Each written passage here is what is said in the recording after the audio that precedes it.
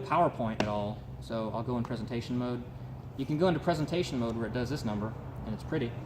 Or when you're working on it and you're building your slides, escape out of that, and you've got your individual slides over here. And if you look down in this area here, you've got notes. Okay, these are going to be really helpful to you guys because I'm not going to try to explain the slides on the slide. That's one place where people go wrong with PowerPoint, and that's why everyone hates PowerPoint, is because too many people forget that PowerPoint's supposed to be a list of bullet comments, not a book of prose. Okay, P-R-O-S-E. So if you need to understand the slide better, go down into the notes below so you know what we're doing. And with all information that I present, I like to start with this, the Cliff Notes. That makes me feel clever too, because we're, climbing gym. The least you need to know, that's just like, really just the least you need to know. The curious look, just a little bit more information. There's a really good example of this in one of these slides, actually, if I can find it.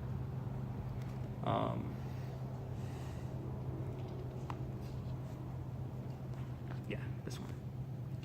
Yeah, so like this isn't for planning, right? The Cliff Notes. The least you need to know is, I really wanted to show you guys the notes on this slide because it's kind of cool. But the Cliff Notes on planning is that this structure, the S structure, works for anything, no matter what you're trying to do. Multinational corporation, organize that, or your 9-year-old's lemonade stand. I mean, this structure works. The curious look, this just tells you, okay, planning is divided into strategic planning, right? Managerial stuff at the team leading procedures, and then con-ops are bottom driven, right? So a con-op is a simple plan. That can be as simple as 5 W's, just for, hey, let's put up this chin-up bar. That's a con-op for a task, but it takes some planning. There's a trip to Home Depot involved. There's you got to know which bolts and nuts and things like that to get, widgets and whatnots. So you don't need managers necessarily doing that when you've got people who've got those skills, right? So a special forces team does their own planning and then pushes their plan up and says, hey, what do y'all think of this plan? We want to do this thing. And they actually push that up to their command instead of having their command tell them what to do all the time. So that's where the tactical level stuff lives, is in that con-op area. So there's basically 3 levels of planning and organizing and implementing, operating. Okay, strategic, team level, which is managerial, and then the con-op, which is the tactical level. Someplace else they would call this strategic. They would call it, strategic planning would be the military decision-making process, which is orders production, which doesn't happen until a battalion level. And then the battalion pushes that down to a company, right? And that company commander does troop leading procedures, which is implementing that MDMP, that operations order that was developed through MDMP at the battalion level higher, and it gets pushed down to the company. And then the company implements that and has people tasked to do things, right? But in a special forces unit, we also have con-ops where we plan at the team level and then push it up and say, hey, we want to go do this. What do you think? So that's what that all looks like. And you guys, that's the kind of team I want here, because we got awesome people. We got Green Beret operators at in the climbing arena here, right? So somebody at Sean's level with course setting and training, I don't need to dictate everything to him. I don't need to tell him at all how to coach somebody, right? Does it help if I come in and do that? Can I add stuff to it? Absolutely. But I don't have to for it to work, because he does a great job with it. Okay? So that's this slideshow. Really need you guys to look at it every day, every shift. Make sure you start and end with this information, right? But every shift after you clock in, go to that Facebook page so that you can get the up to the minute stuff, and then always go through every slide on that slideshow and just skim through them. Each slide has got a freshness date on it, so if it hasn't been updated since the last time you read it, by all means blow past it. That's fine. But that right now, the only people I want. That's one thing. The only people who are authorized to make changes to a slide is the person in the parentheses at the top of the slide. This is kind of a key thing to say, right? So people have got their slides, but if your name is in parentheses at the top in the banner, then it's your slide, and you're the one who makes changes to it. Okay? If you're not that person, then don't mess with them. Okay? But when you make a change, for any of you who make a change, make sure you change this freshen state. Because I don't want people having to read 29 slides every shift if it hasn't changed since the last time they read it. Yeah. Okay, so use that freshen state. Do everybody a favor and yourself too, because you want that consideration for yourself as well, I would think. But man, I'm psyched about this slideshow. I've wanted to have this communication tool. I can get on my phone on my Google Share Drive and I can make changes to it so that I can, and I need to know that when I have a good idea fairy visit me and I put something into the Google Share Drive on this slideshow, I need to know that everybody has seen it.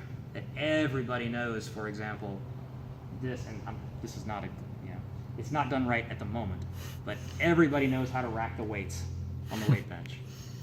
Okay? Yeah. That's a little training video that we need to do. Mm-hmm. We need to do an opening and closing training video too. But that's the kind of thing that's going to fall under the S7 section of this slideshow. When I have that video, there's going to be a hyperlink to it on YouTube on this slideshow. And during your shift, you'll just click on it and watch it. And now you'll know how Mark wants the weights stacked on the weight bench, because it matters. Okay? Ask a Jamie Clark who walks in here if it matters how the weights are stacked. Yeah. It matters. Okay? And we all have our little things like that. And those little things, hey, there was actually a study that just came out in Fitness Management Magazine talking about how much the cleanliness and the organization of your facility affects retention and how long people stay members. It actually has a measurable effect on it.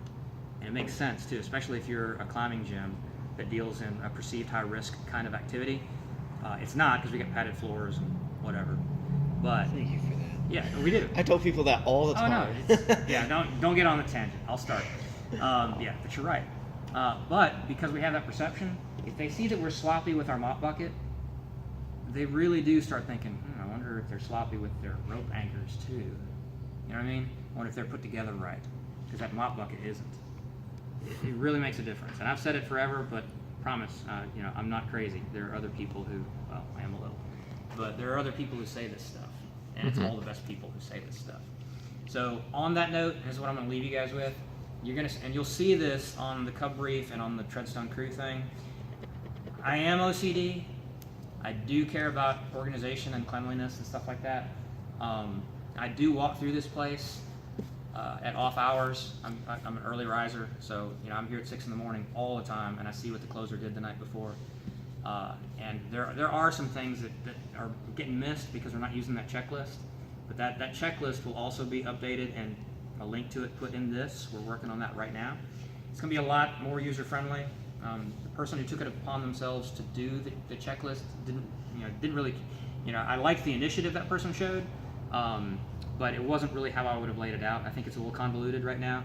I don't think it's real clear. But there'll be a new checklist coming in the next day or two. I'm kind of on a roll after writing this. This thing that I've been trying to get out of my head for a year and a half, I just did this morning in an hour and a half. That thing I just showed you, I did all that from scratch in an hour and a half. Okay, it needed to be basic, and then we can add to it later.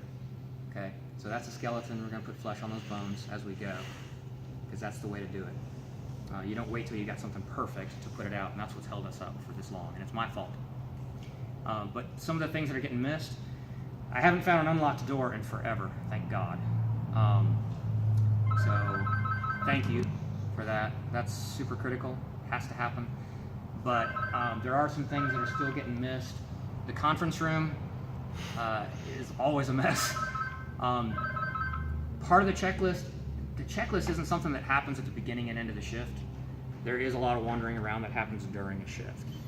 You can't start cleaning up 5 minutes before we close either. There's too much stuff to get squared away. So it's throughout the shift. The coffee table having books strewn all over it. We trimmed down how many books we have on the coffee table. We took almost all of them off and put them over in the glass case, right? So we're trying to trim this stuff down, streamline. But the conference room's a big one.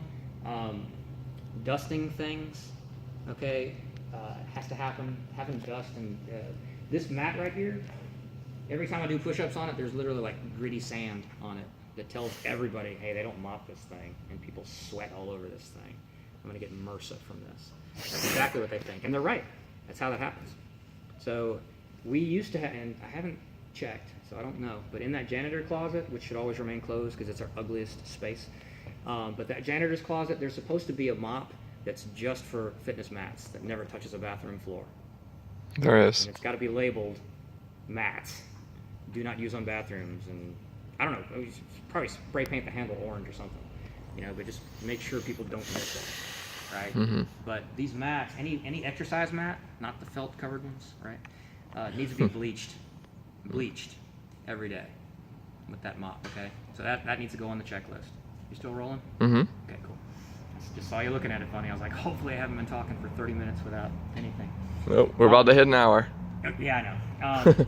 And then the stairs going up to the mezzanine, which I'm setting up tools right now. Winston and I just hauled tools in last night to finish that mezzanine because I really want Mom watching little Johnny from up there with her cell phone. That's a great spot. And the end state on that area up there is it's going to end up looking like Starbucks when we're done. Okay, so it's going to become a nice hangout place.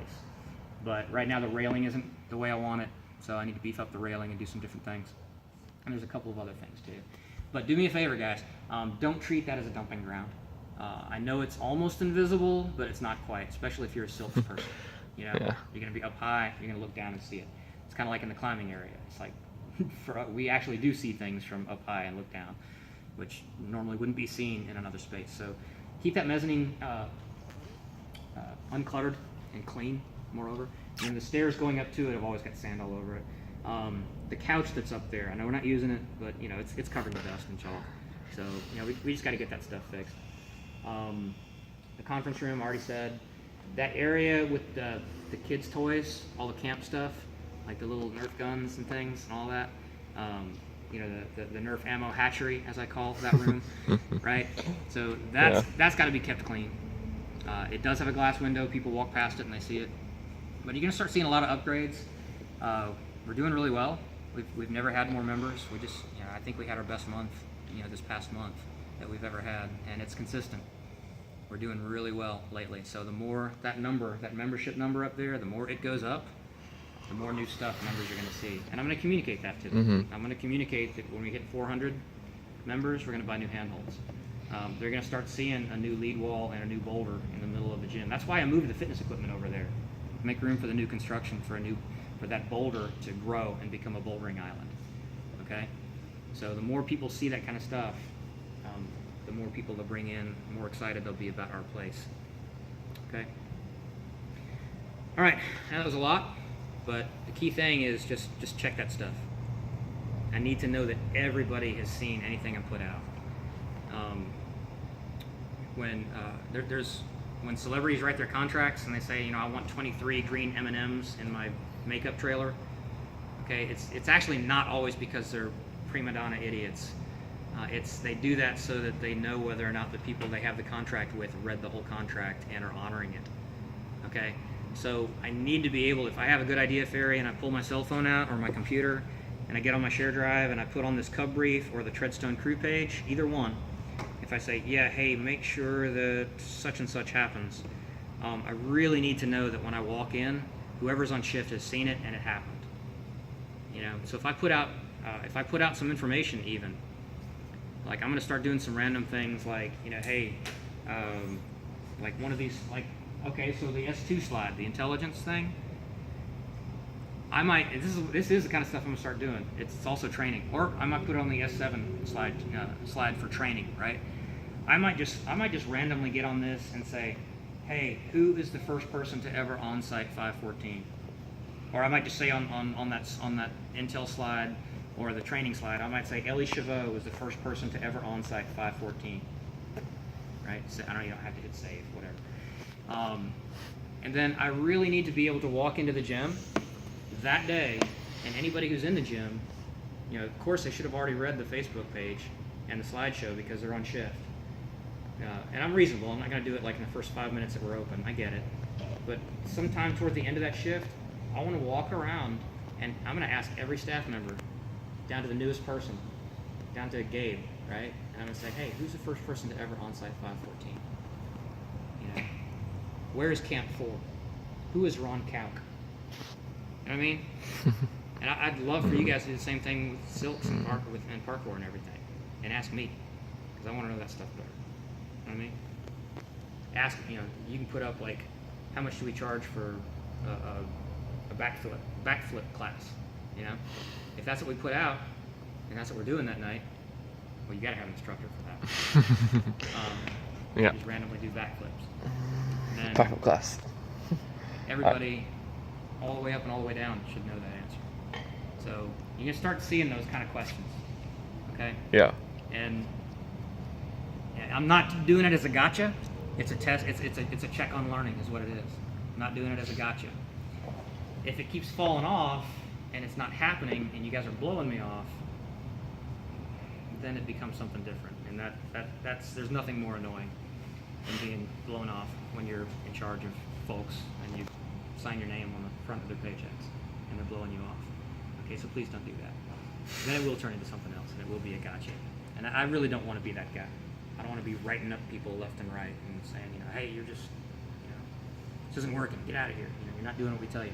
I don't want to have those conversations. Okay, I don't. All right. So, any questions? Pretty cool, huh? It's nice. I think it's cool. I'm digging it. I'm really gonna sign off now. Okay, everybody watch it. It's gonna be on the Treadstone Crew thing. You already know that because you're watching it. Okay. So forget it.